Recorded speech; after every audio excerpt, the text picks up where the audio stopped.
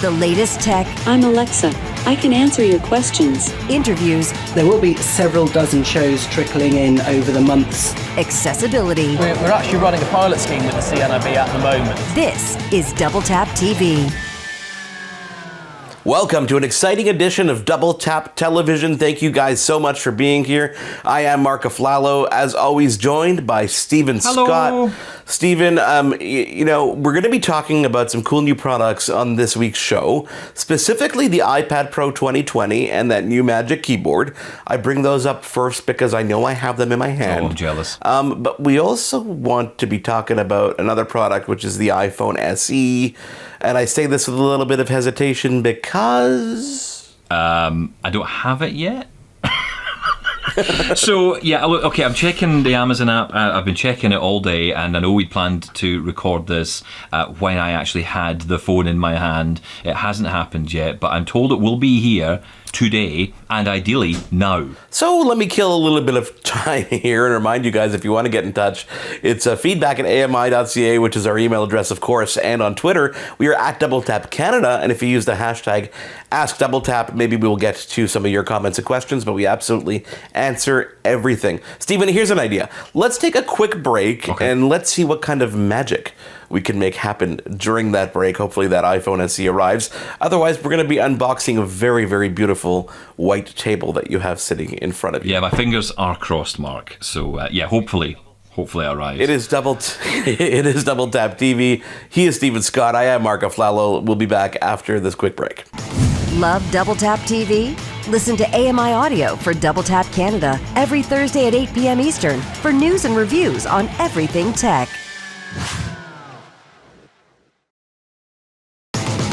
This is Double Tap TV. We are back on Double Tap TV. Thank you guys so much for being here. I am Marc and Steven, and Steven Scott, during the break, the doorbell rang, and he jumped out of his seat so fast and just disappeared. I'm hoping that's because the iPhone SE, which, as you know, during the first segment, wasn't actually here yet. But hopefully that box has arrived. In the meantime, I'm going to remind you guys, if you want to get involved in the show, the email address is feedback@ami.ca. Please send us absolutely anything, whether it's a criticism, a comment, something we talked about, something you want to talk about. We welcome that there. On Twitter, you can reach out as well. It is @DoubleTapCanada. And use that hashtag AskDoubleTap. And let's welcome back Steven Scott. Well, Mark, good news. A box has arrived. I think it is finally here. It'd be so embarrassing if this was like a, box of batteries or something, wouldn't it? Right, let me get in here. Okay, I've got it. This is it. It's the iPhone SE 2020 version. I've opted for the 256 gig version. I'll explain about the hard drive size later and why I've chosen that specific size. But first, let's open this up and let's see what's inside. So, as always, when you open these beautiful boxes up, you get your phone, which of course is in there, and all the gubbins as well. You get the earphones, the little earpods that connect by a lightning connector. No headphone port on this phone. I know, but let's move on. You get your charging cable, you get your charging plug as well. Let's put that to the side for a minute though, because let's be honest, nobody cares about headphones and plugs in this review. What we're interested in is this. Yes, this is it. I got it in beautiful black. Black, I think, not space grey, I think is the case, and I've already gotten my fingerprints on it already. 4.7 inch screen, so it's a bit smaller than the iPhone 11 Pro that I'm currently sporting, which has a 5.8 inch screen. But what is interesting is that this phone is exactly the same as the iPhone 8, which is exactly the same as the iPhone 7, and pretty much exactly the same size as the iPhone 6S as well.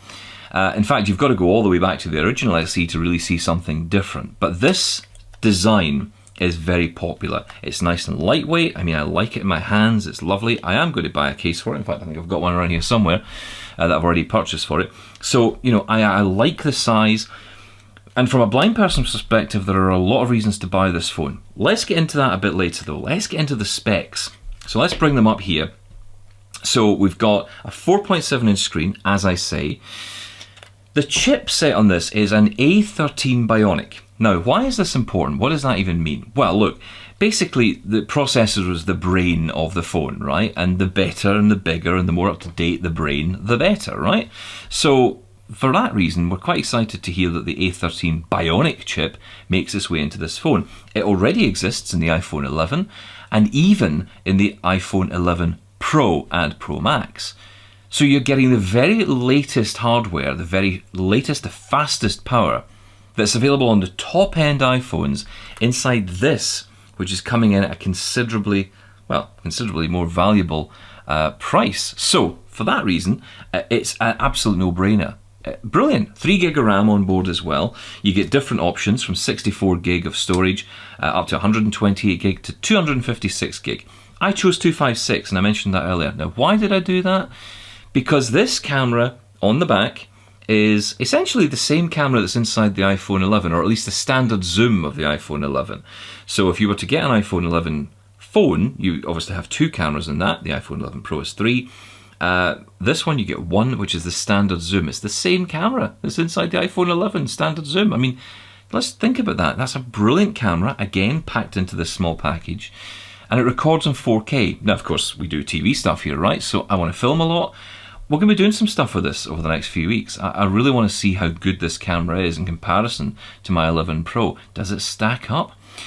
Now, in terms of the phone itself, there's not much to talk about in terms of the design that is specific to a blind person. Why is it better than any other phone? I mean, the size makes a difference. If you're blind, screen real estate often isn't important to you.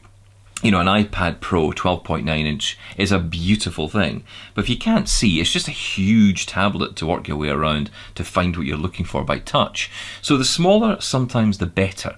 So for blind people, that's often the case, and that's why I've been really keen to get my hands on one of these SEs. And it's actually why, shock announcement time, I know, I'm going to be actually ditching my iPhone 11 Pro as my daily phone to use this, because it's got the same power in it.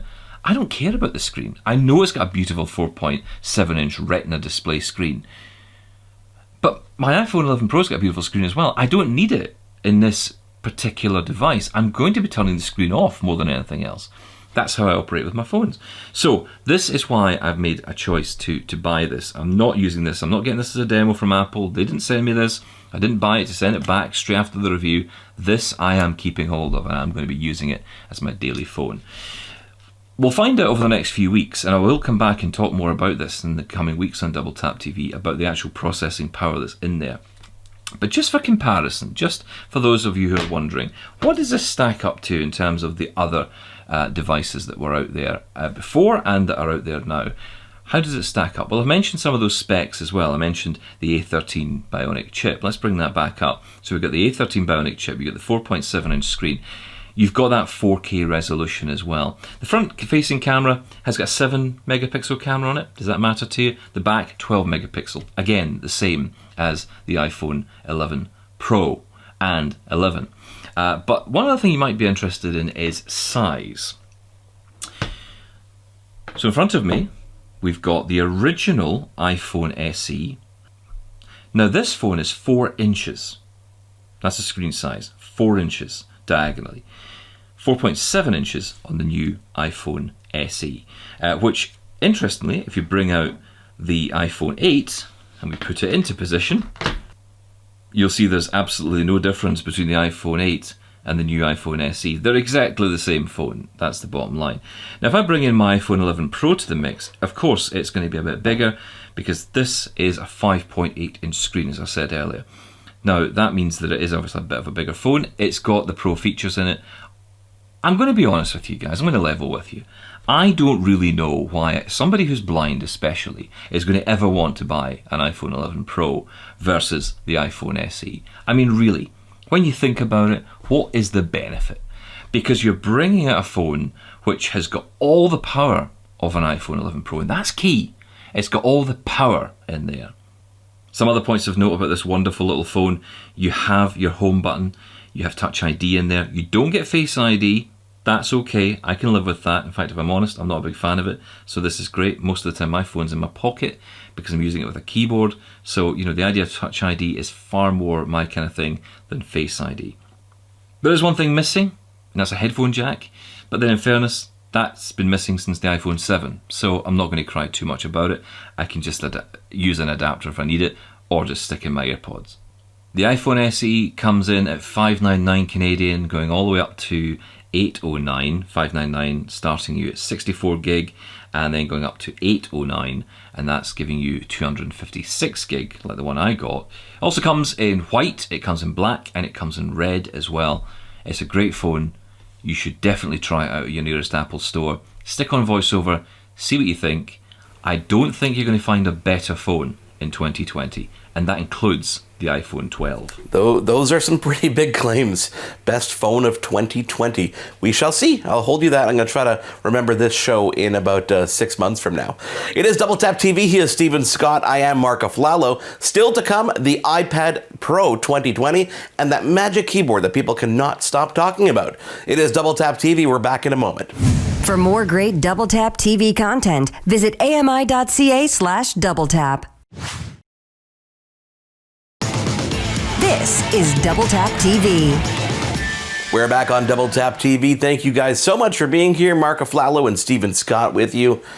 Steven, I obviously can tell that you're excited about that iPhone SE, but that claim, man, claiming that's the best phone of 2020 this early on, I don't know. I'm going to hold you to that. Well, okay, I'll give you one caveat to that, right? If the iPhone 12 has 5G built in, that could change my view, because 5G, of course, is what everyone wants, right?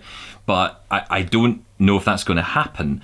And if it doesn't happen, then quite frankly, I don't know why you'd want anything else. For me, the iPhone of 2020 is the SE. Steven, I know that you are excited about the iPhone SE for all the obvious reasons, but I'm excited too because whenever Apple releases a new iPad model, there's always fun and fanfare that goes along with it. So today, what I've got to unbox is the brand new 2020 edition of the iPad Pro. I have got the 11-inch model here with 256 gigs of storage, and this is the Wi-Fi and cellular model. For those of you who aren't aware, it comes in two different models, the Wi-Fi only, which means you can connect to a Wi-Fi network, but the cellular also has a SIM card tray so that you can plug in a data plan and be connected absolutely anywhere on the go. Previously, I used to tether my iPads to my phone, but I figured, you know what?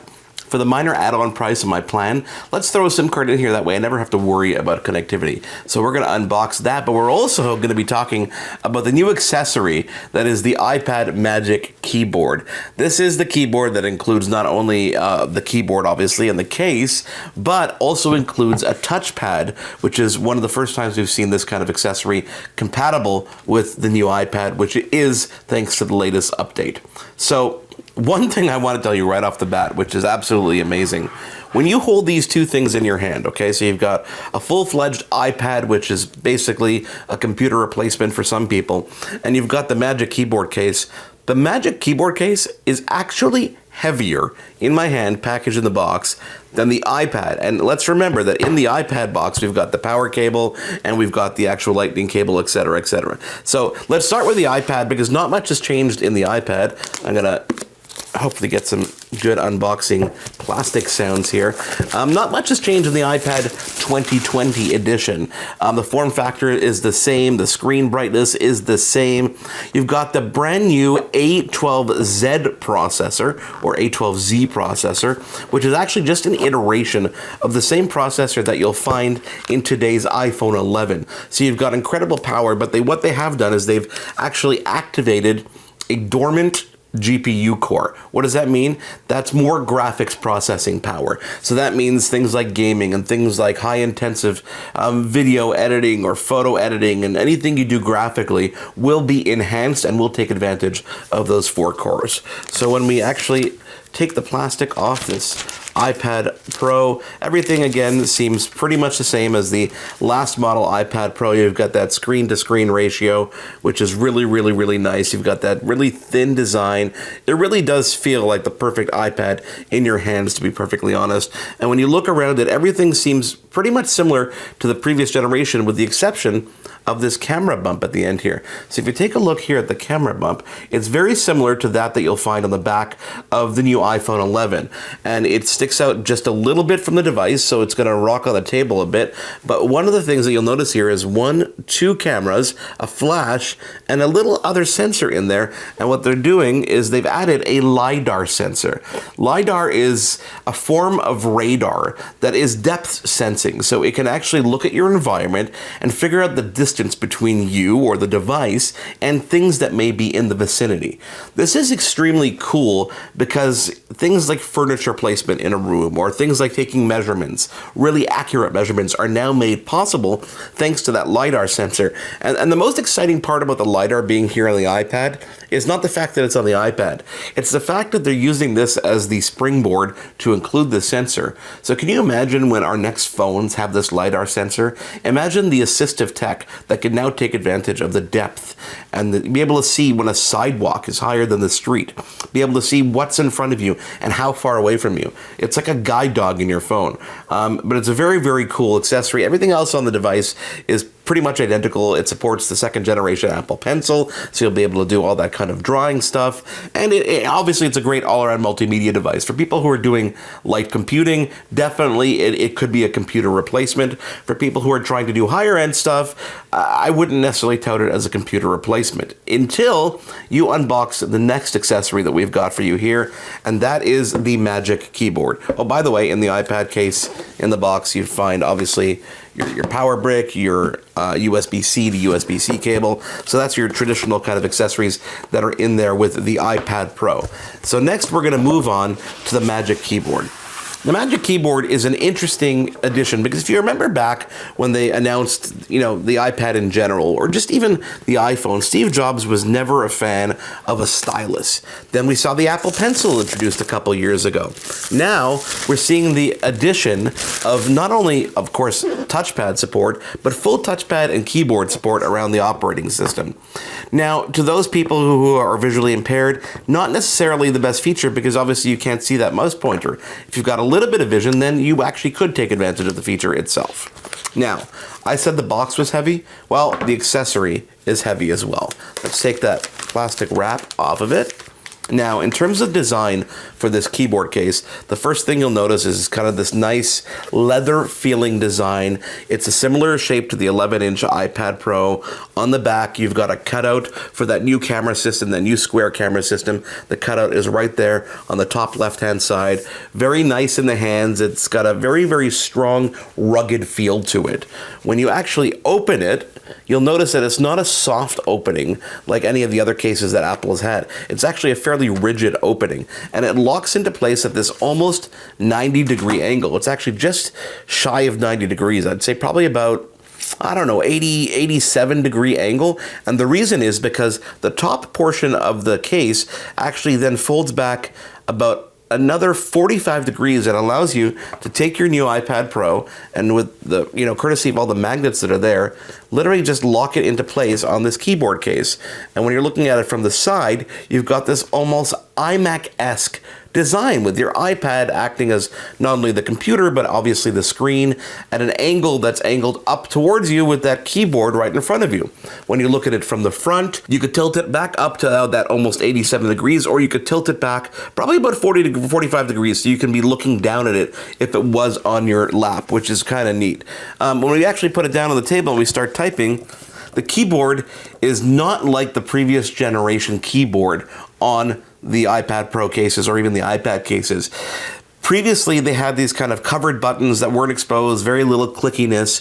Well, this keyboard is definitely the redesigned mechanism that Apple's been talking about for quite some time. It is very clicky, and you've got that touchpad support here. And this touchpad is actually clickable, so you can actually click down on it. It actually does move, so you get the click feeling when it moves. On the current generation Macs, it actually doesn't move. You get the sensation of movement thanks to vibrations and haptics, but on this it actually moves and you can navigate through your experience. Now this keyboard case is not cheap. We're talking close to $500 Canadian when you talk about shipping and Apple Care and everything that comes with it. And when you fold it down, you've got this nice, compact, sleek design.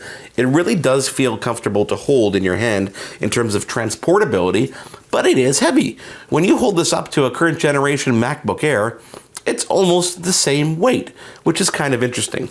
Other features in the keyboard case, you've got a spine here on the left side when you're holding it like a book. You've got a spine here that's rigid on the left side, and on that spine you've got a USB-C charging port. This passes through charging to your iPad. It does not support accessories, so you still have to use the onboard USB-C connector on the iPad for any kind of external accessories you want there as well.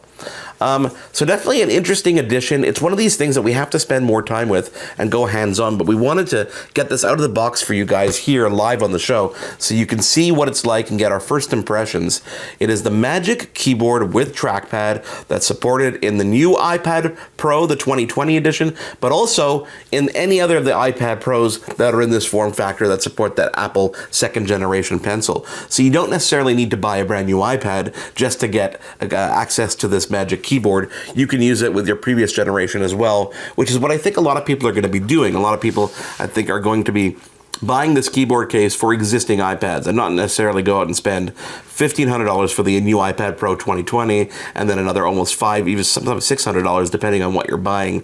Especially on the 12.9 inch, the keyboard accessory is pretty expensive. Well, what isn't expensive when it comes to Apple products, Mark? I mean, have you tried buying wheels for your Mac Pro? I don't plan on it. I don't plan on buying the Mac Pro or the wheels for the Mac Pro, but let alone both. But it does sound like something you enjoy, and it sounds like something you might be keeping, not sending back. Yeah, I have a feeling that this is gonna stay on my desk for a little bit of time. Hopefully, it has a good three-year shelf life. Unfortunately, sometimes with Apple products, you buy these accessories and then a new product comes out a year later and you're like, oh, great, that was a good $500 investment that's in the garbage. But hopefully not this time around. Well, yeah, it's such a lot of money, but it does sound like a really interesting product. I've got to be honest, I still love my iPad mini. I know I'm old-fashioned on that one, but I still love it. It's probably end of life. I'm looking forward to that iPad mini coming out in the same kind of iPad Pro form factor. Thank you guys for being here. We appreciate everything you guys do, of course. Feedback@ami.ca is our email address, and on Twitter, we are @DoubleTapCanada. On behalf of Steven Scott, I am Marc Aflalo. Again, thank you. We will speak to you again next week. For more great Double Tap TV content, visit ami.ca/doubletap. Hosted by Marc Aflalo and Steven Scott. Editing, Will Attar and Marc Aflalo. Production assistants, Wendy KAUFMAN. Integrated Describe Video Specialist, Ron Rickford. Coordinating producer, Jennifer Johnson. Director Production, Kara Nye. Director Programming, Brian Perdue. VP Programming and Production, John Melville. President and CEO, David Errington. Copyright 2020, Accessible Media, Inc.